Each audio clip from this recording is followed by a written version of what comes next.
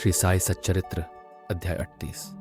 हे साई, हे करुणा के सागर, हे भक्तों के रक्षक, हम सब तुम्हें नमन करते हैं। तुम्हारी लीला अपरंपार है, तुम्हारी ममता अगाध है और तुम्हारा प्रेम सब कुछ समेट लेने वाला है। संसार के सब पाए प्राणी तुम्हारी छाया में शांति और सुख पाते हैं। जो भी भक्त तुम्हारे चरणों में सिर झुकाता है उसके जीवन का अंधकार मिट जाता है। हे साई, तुमने अपने जीवन से यह सिखाया कि धर्म, जाति, पंथ, यह सब भेदभाव केवल मनुष्यों की सोच में है, परंतु तुम्हारे लिए सभी एक समान है। तुम्हारे लिए सबका दुख एक सा, सबकी भूख एक सी, सबकी प्यास एक सी है। इसी करुणा और प्रेम से ओतप्रोत तुम्हारा जीवन भक्तों के लिए अमृत समान है।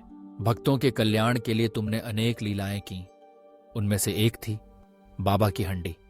आज हम इसी कथा का रसास्वादन करेंगे और साई के उदार हृदय में डूबकर देखेंगे कि सच्ची सेवा और परोपकार क्या होते हैं।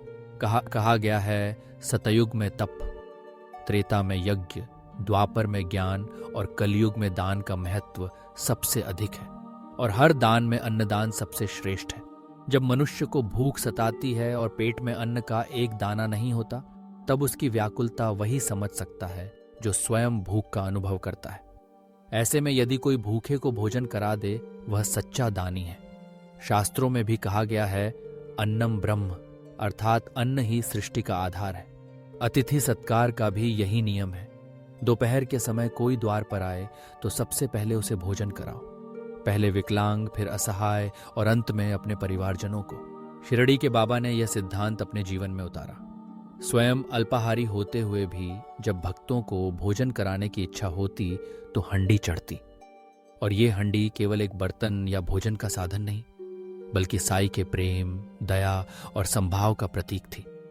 वे बाजार से स्वयं अनाज, मसाले, आटा सब कुछ खरीदते, पीसते, सिल पर मसाले बनाते, कफनी की बाहें ऊपर चढ़ाकर खौलती हंडी में हाथ डालते, पर उनके हाथों को कभी जलन नहीं होती। यही तो चमत्कार था। प्रेम और सेवा की अग्नि में तपकर उनका शरीर तपस्वी हो गया था, जिसमें अग्नि का भी असर नहीं था। कभी कभी बाबा मीठे चावल बनाते, कभी पुलाव, कभी दाल मुटकुले, कभी आमटी या अम्बिल, और हर बार यह ध्यान रखते कि भोजन स्वादिष्ट हो, रुचिकर हो और सबको संतुष्टि दे। हंडी में जब भोजन पक जाता तो पहले मौलवी से फातिहा पढ़वाते, फिर महालसापति और तात्या पाटिल के लिए प्रसाद अलग रखते और बाकी भोजन गरीबों, भिखारियों, अनाथों को खिलाते। कितने भाग्यशाली थे वे जिन्हें बाबा के हाथ का बना भोजन मिला। उसमें केवल अन्न नहीं था, उसमें साई का प्रेम, उनका आशीर्वाद और उनकी कृपा थी।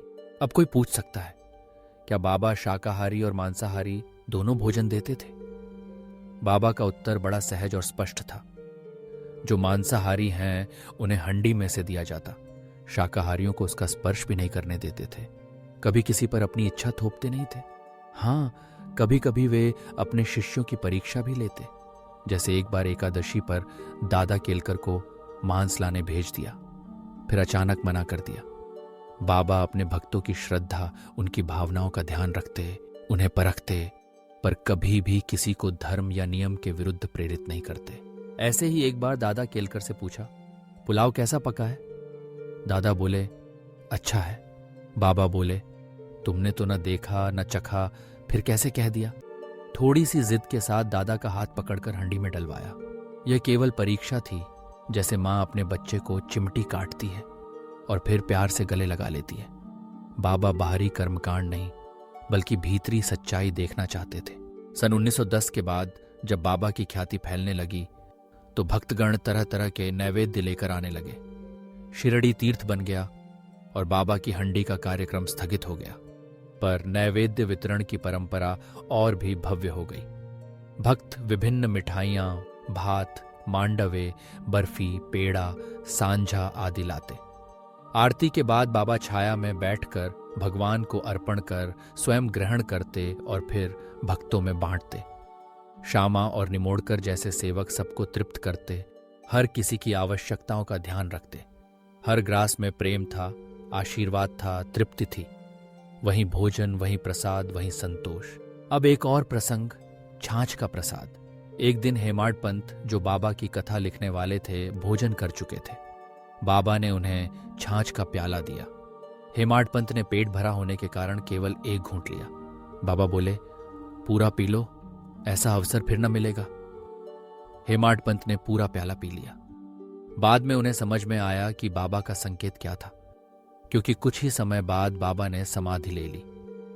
हेमाड पंत ने तो छाछ का प्याला पिया, पर हमारे लिए साईलीला रूपी अमृत का अक्षय घड़ा छोड़ गए, जिसे हम बार बार पी सकते हैं, तृप्त हो सकते हैं।